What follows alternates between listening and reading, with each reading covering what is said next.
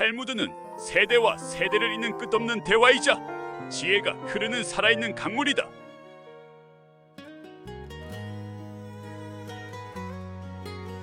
무릎 꿇은 자에게 가까운 하늘. 예루살렘 동쪽 언덕 아래에는 오래된 배움의 집이 있었다. 돌벽은 햇볕에 발에 희게 빛났고 창문에는 늘 사막의 먼지가 얇게 내려앉아 있었다. 그러나 그곳 안에는 먼지보다 오래된 지혜가 숨쉬고 있었다. 그 배움의 집에는 여러 제자들이 있었다. 그중 가장 뛰어난 이는 엘리압이라는 청년이었다. 그는 히브리 율법을 빠르게 외웠고 어려운 질문에도 막힘없이 대답했다. 사람들은 그를 두고 말했다. 엘리압은 장차 큰 랍비가 될 것이다. 처음에는 그 말이 엘리압에게 기쁨이었다. 그러나 시간이 지나자 기쁨은 자랑이 되었고 자랑은 교만이 되었다. 그는 다른 제자들이 더듬거리며 대답하면 입가에 비웃음을 띄었다. 그 정도도 모른단 말인가? 율법은 눈으로 읽는 것이 아니라 머리로 꿰뚫어야 하는 법이지. 어느 날 늙은 랍비 아자르는 제자들에게 물었다. 사람이 하늘에 가까워지는 길은 무엇이냐? 제자들은 저마다 대답했다. 기도입니다. 선행입니다. 율법을 깊이 깨닫는 것입니다. 엘리압이 마지막으로 입을 열었다. 지혜입니다. 지혜로운 자만이 하늘의 뜻을 압니다. 무지한 자는 하늘을 보아도 그 뜻을 읽지 못합니다. 랍비 아자르는 조용히 엘리압을 바라보았다. 그의 눈은 깊은 우물 같았다. 그렇다면 엘리압아, 너는 하늘에 가까이 있느냐? 엘리압은 망설임 없이 대답했다. 스승님, 적어도 이곳에 누구보다 가까이 있다고 생각합니다. 방안이 조용해졌다. 제자들은 숨을 죽였다. 랍비는 천천히 일어나 엘리압 앞에 섰다. 그렇다면 오늘 밤 성전 뒤편에 오래된 올리브나무 아래로 오너라. 내게 하늘에 가까워지는 법을 알려주겠다. 그날 밤 엘리압은 흰 겉옷을 걸치고 올리브나무 아래로 갔다. 달빛은 희미했고 바람은 차가웠다. 랍비 아자르는 이미 그곳에 있었다. 그는 손에 작은 등불을 들고 있었다. 무릎을 꿇어라. 엘리압은 눈살을 찌푸렸다. 무릎을 꿇으라고요? 그렇다. 스승님, 저는 죄인이 아닙니다. 저는 기도하러 온 것도 아닙니다. 하늘에 가까워지는 지혜를 배우러 왔습니다. 랍비는 낮고 분명한 목소리로 말했다. 하늘은 무릎 꿇은 자에게 더 가까이 있다. 엘리압은 웃음을 참지 못했다. 스승님, 하늘은 위에 있습니다. 무릎을 꿇으면 오히려 땅에 가까워지지 않습니까? 랍비는 등불을 들어 그의 얼굴을 비추었다. 너는 하늘의 위치는 알지만 하늘의 마음은 모르는구나. 엘리압의 얼굴이 굳었다. 저를 시험하시는 겁니까? 아니다. 너를 살리려는 것이다. 그러나 엘리압은 그 말을 이해하지 못했다. 그는 무릎을 꿇지 않았다. 오히려 고개를 들고 별들을 바라보았다. 저는 서서 하늘을 보겠습니다. 인간은 짐승처럼 기어다니라고 창조된 것이 아닙니다. 랍비는 더 말하지 않았다. 다만 깊은 한숨을 쉬었다. 며칠 뒤 예루살렘에 큰 소란이 일어났다. 로마 관리가 마을에 찾아와 세금을 더 거두겠다고 선언한 것이다. 가난한 사람들은 울부짖었다. 과부들은 아이를 안고 애원했고 장사꾼들은 문을 닫았다. 그때 엘리압이 사람들 앞에 나섰다. 두려워하지 마시오. 내가 로마 관리와 논쟁하겠소. 율법과 정의로 그를 설득하겠소. 사람들은 환호했다. 젊은 제자들도 엘리압을 우러러보았다. 엘리압은 스스로가 백성을 구할 사람이라고 믿었다. 다음 날 그는 로마 관리 발레리우스 앞에 섰다. 발레리우스는 냉정한 눈빛의 남자였다. 허리에는 칼이 차여 있었고 뒤에는 병사들이 서 있었다. 엘리압은 당당하게 말했다. 정의롭지 못한 세금은 하늘 앞에서 죄입니다. 당신은 가난한 자의 빵을 빼앗고 있습니다. 발레리우스가 비웃었다. 하늘? 이 땅을 다스리는 것은 로마다. 그러나 로마도 언젠가 심판받을 것입니다. 그 말에 병사들이 칼자루를 잡았다. 사람들의 얼굴이 창백해졌다. 발레리우스가 천천히 일어났다. 젊은 유대인아, 내 혀가 내 목숨보다 길구나. 그는 엘리압에게 다가와 말했다. 내 앞에 무릎을 꿇고 사과하라. 그러면 살려주겠다.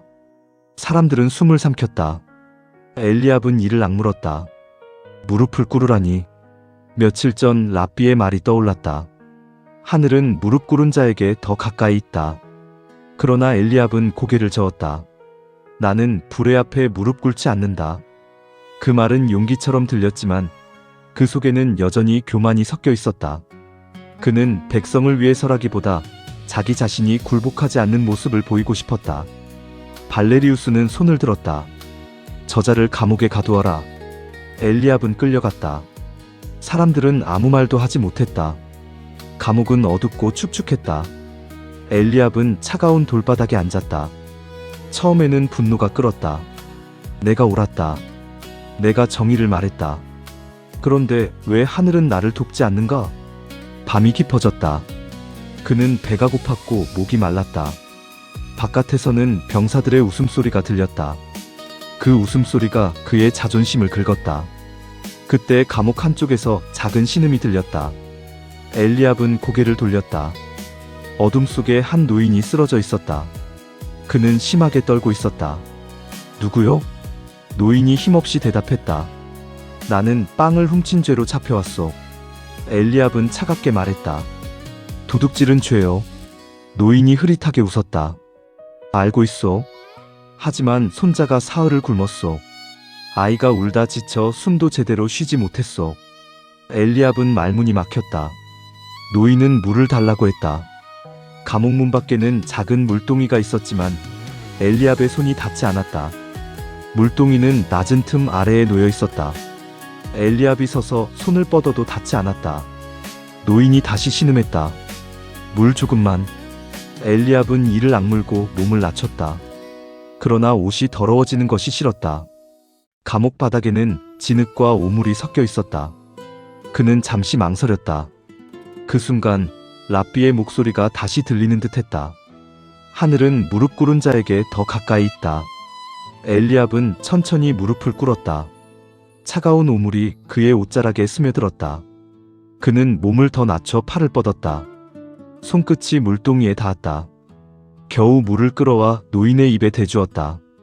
노인은 물을 마시고 눈물을 흘렸다. 젊은이여 고맙소.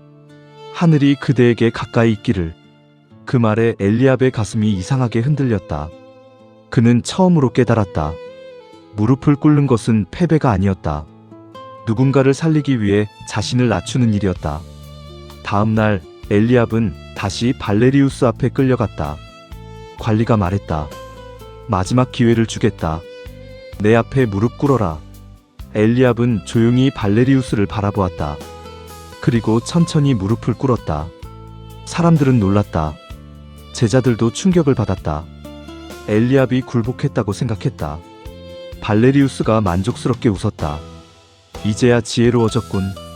그러나 엘리압은 고개를 숙인 채 말했다. 나는 당신의 권세 앞에 무릎 꿇은 것이 아닙니다. 발레리우스의 얼굴이 굳었다. 뭐라고?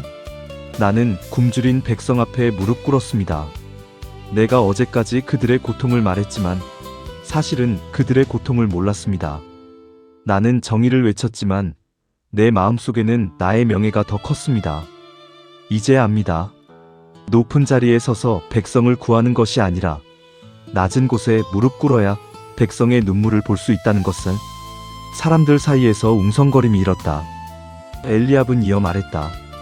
당신이 세금을 거두려면 나를 먼저 데려가십시오. 내가 가진 책과 옷과 집의 물건을 모두 가져가십시오. 하지만 저 과부들의 빵과 아이들의 물은 남겨두십시오. 그때 놀라운 일이 벌어졌다. 감옥에서 함께 있던 노인이 앞으로 나왔다. 사실 그는 평범한 도둑이 아니었다. 그는 로마 총독에게 직접 보고하는 유대인 원로 중 한 사람이었다. 그는 백성의 사정을 알아보기 위해 일부러 감옥에 들어간 것이었다. 노인이 발레리우스에게 말했다. 나는 이 도시의 세금 실태를 조사하라는 명을 받고 왔소. 이 젊은이는 어제는 교만했으나 오늘은 백성의 아픔을 알았소. 그러나 당신은 처음부터 끝까지 탐욕스러웠소. 발레리우스의 얼굴이 창백해졌다. 며칠 뒤 부당한 세금 명령은 철회되었다. 발레리우스는 자리에서 물러났고 백성들은 안도의 눈물을 흘렸다. 엘리압은 배움의 집으로 돌아왔다. 그러나 그는 예전의 엘리압이 아니었다. 그는 더 이상 앞자리에 앉지 않았다. 말이 느린 제자가 있으면 기다려 주었고, 가난한 아이가 글자를 배우러 오면 무릎을 꿇고 눈높이를 맞춰 가르쳤다. 어느 저녁 엘리압은 랍비 아자르를 찾아갔다. 스승님, 말하여라. 엘리압은 조용히 무릎을 꿇었다. 이제야 조금 알겠습니다. 무릎을 꿇는다는 것은 자신을 낮추는 일이 아니라 다른 사람의 아픔에 가까이 가는 일이었습니다. 랍비는 미소 지었다. 그래, 엘리압아. 사람은 서 있을 때 먼 곳을 본다. 그러나 무릎을 꿇을 때 가까운 사람의 눈물을 본다. 엘리압의 눈가가 젖었다. 저는 하늘을 보며 하늘에 가까운 줄 알았습니다. 하지만 하늘은 높은 곳에만 있는 것이 아니었습니다. 랍비가 말했다. 하늘은 낮은 곳에도 있다. 배고픈 아이의 손, 병든 노인의 숨, 상처 입은 이웃의 눈물 속에도 있다. 그래서 진정으로 하늘을 만나려는 사람은 먼저 낮아져야 한다. 그날 이후 사람들은 엘리압을 예전처럼 천재라 부르지 않았다. 대신 이렇게 불렀다. 무릎 꿇는 지혜를 배운 사람. 세월이 흘러 엘리압도 늙은 랍비가 되었다. 어느 날 한 젊은 제자가 그에게 물었다. 스승님, 하늘에 가장 가까운 사람은 누구입니까? 지혜로운 사람입니까? 의로운 사람입니까? 강한 사람입니까? 엘리압은 잠시 침묵했다. 창밖에는 노을이 내려앉고 있었다. 그는 천천히 자리에서 일어나 제자의 앞에 무릎을 꿇었다. 젊은 제자는 깜짝 놀라 뒤로 물러섰다. 스승님, 왜 제 앞에 무릎을 꿇으십니까? 엘리압은 부드럽게 웃었다. 네 눈높이에서 말해주고 싶어서다. 그리고 그는 오래전 자신이 들었던 말을 조용히 들려주었다. 하늘은 무릎 꿇은 자에게 더 가까이 있다. 젊은 제자는 그 말을 오래도록 잊지 못했다. 그리고 훗날 그 역시 누군가를 가르칠 때마다 먼저 몸을 낮추었다. 그렇게 지혜는 책에서 책으로만 전해지지 않았다. 한 사람의 낮아진 무릎에서 또 다른 사람의 마음으로 흘러갔다. 사람들은 말한다.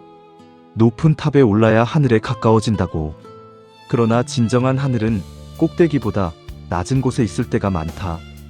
교만한 눈은 별을 보지만 겸손한 눈은 사람을 본다.